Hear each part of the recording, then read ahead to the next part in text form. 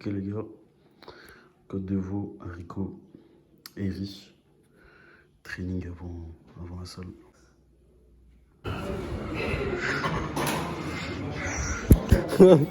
Les gars, il parle avec une meuf pendant sa séance, je veux pas filmer qui c'est. Mais je peux vous dire que quand tu parles avec une meuf pendant ta séance... Je vais casser la barre pour elle. Non, ça Pour elle que je le fais. Bêta, toi t'as un bêta toi. Je suis un bêta, ouais. Un bêta. Mais je suis un bêta.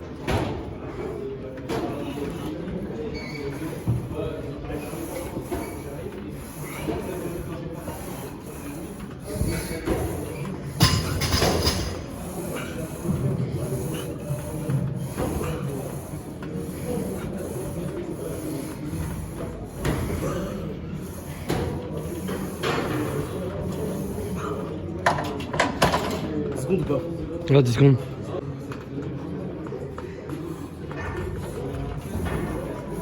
Allez, allez, allez. Jusqu'à l'échec.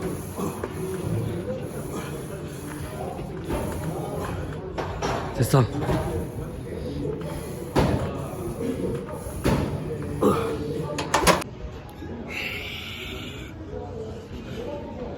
Bon les gars, développé militaire à la barre guidée. Sous forme de dégressif. Pour l'avant d'épaule les gars. C'est vraiment top.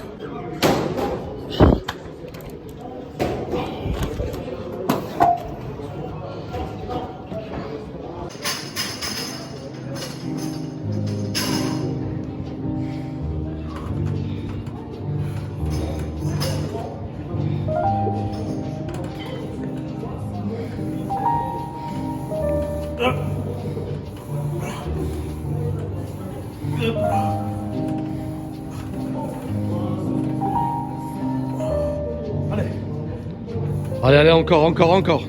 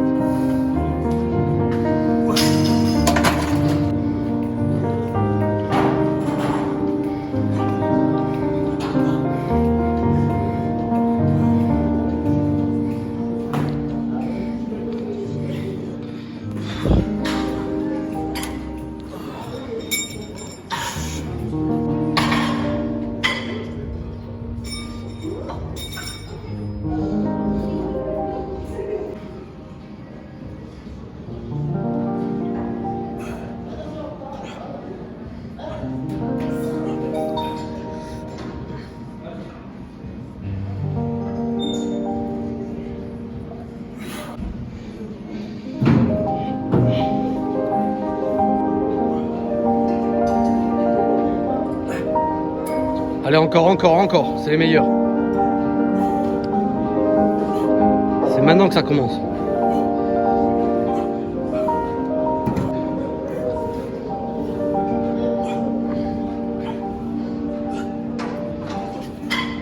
Allez, allez. J'en veux pas, je t'en peux plus.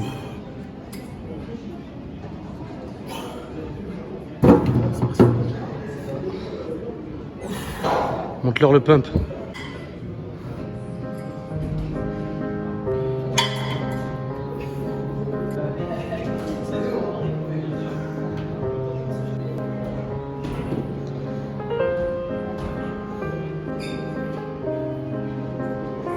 Ok les gars, je sais pas si on me voit, là je viens de faire le faisceau latéral, élévation latérale avec des shrugs pour les trapèzes. Pour avoir des gros trapèzes les gars, faites des shrugs. Ensuite pour ce qui est de l'avant, je fais que 2 exos, parce que sinon après je suis trop cramé, je commence à avoir mal. Donc 2 gros exos avec de grosses dégressifs, avec de grosses dégressives ultra importantes pour bien exploser. Et puis voilà les gars, on continue. Séance épaule, c'est censé être court mais intense.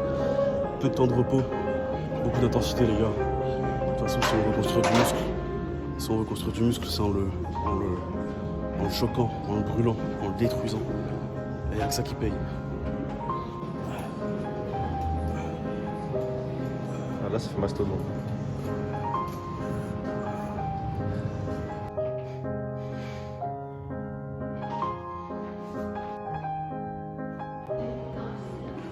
Ok les gars, bonne séance. On a fait une petite séance épaule trapèze. Important de travailler les trapèzes avec les épaules. Je fais l'air d'épaule avec le dos pour ma part. Comme ça j'ai un maximum de ressenti. C'était une bonne séance. Assez dur comme d'habitude, mais on aime la douleur. Donc, Fitness Park. Ciao ciao. Je voulais parler de quelque chose qui me tient à cœur, de la confiance en soi les gars. Je pense que pour réussir dans tout ce qu'on fait, on doit avoir une certaine confiance en soi, on doit avoir une estime de soi en étant sûr. Mais je pense qu'il faut effacer cette sorte de timidité, même si elle peut être naturelle pour certains. Le fait d'avoir confiance en soi va vous permettre d'aller de l'avant les gars, et de prendre des risques et d'agir comme un véritable homme. Je m'explique. Par exemple, avoir peur du regard des autres les gars ne vous fera pas avancer. C'est-à-dire que vous allez être dans une sorte de blocage à force de vouloir calculer les gens en me disant mais pourquoi ils me regardent, alors qu'au final les gens s'en foutent de vous les gars. Peut-être que certes on va commencer à vous regarder lorsqu'on va prendre des risques, ça c'est une évidence. Au départ on vous critiquera, ça c'est normal, mais ça fait partie du processus. Malheureusement aujourd'hui il y a beaucoup de gens, comme moi je l'ai été, où on a été parfois en retrait par peur de ne pas vouloir tenter certaines choses. On a été timide aux yeux des autres par peur d'être jugé, par peur d'être critiqué, pardon. Je pense que la timidité et le fait d'être en retrait les gars, ça doit être effacé de notre cerveau parce que ça nous empêche, c'est quelque chose qui nous empêche de réussir. Et dans la vie, si on veut réussir, on va prendre des risques, on va sortir de sa zone de confort. J'insiste également sur le fait d'arrêter de se préoccuper des autres les gars. C'est-à-dire que toujours pointer le doigt sur le collègue ou sur quelqu'un d'autre. Regarde ce qu'il fait, lui, mais au moins lui il tente. Et aujourd'hui, peu de gens tentent parce qu'ils ont peur. Parce qu'aujourd'hui ils ont peur d'être jugés, ils ont peur d'être critiqués. Moi au départ, quand j'ai commencé la musculation, je peux vous assurer que tout le monde se foutait de ma gueule. Si ce n'est pas tout le monde, beaucoup de gens en tout cas le faisaient. On me disait regarde mais tu crois que tu vas être musclé, arrête de faire le mec, alors que j'allais juste m'entraîner et j'étais fier de moi. Et aujourd'hui les gars, je peux vous assurer que ces mêmes personnes sont dans mes DM en train de demander des programmes et bien d'autres. Ou même quand ils me voient, salut, comment tu vas. Donc on est dans un monde d'hypocrite, c'est-à-dire qu'au début vous allez être pointé du doigt, vous allez être jugé, et dès que les résultats seront là, dès qu'il va y avoir une sorte de finalité, on va vous féliciter. Mais tous ces gens-là ne verront pas le côté obscur, on va dire, le côté où vous avez mis votre fierté de côté, où vous êtes allé de l'avant, vous avez affronté votre peur qui est parfois la timidité, la peur du regard des autres. Et tout cela, les gens ne le voient pas les gars, c'est un peu le côté de l'iceberg qu'on ne voit pas.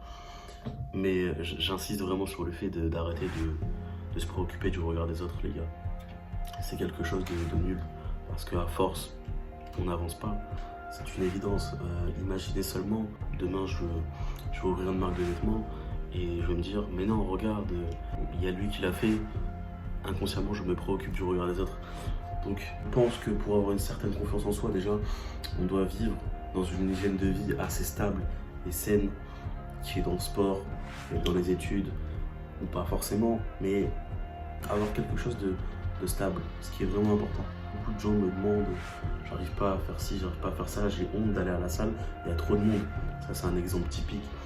Croyez-moi que les gars, les personnes à la salle ne vous calculeront pas.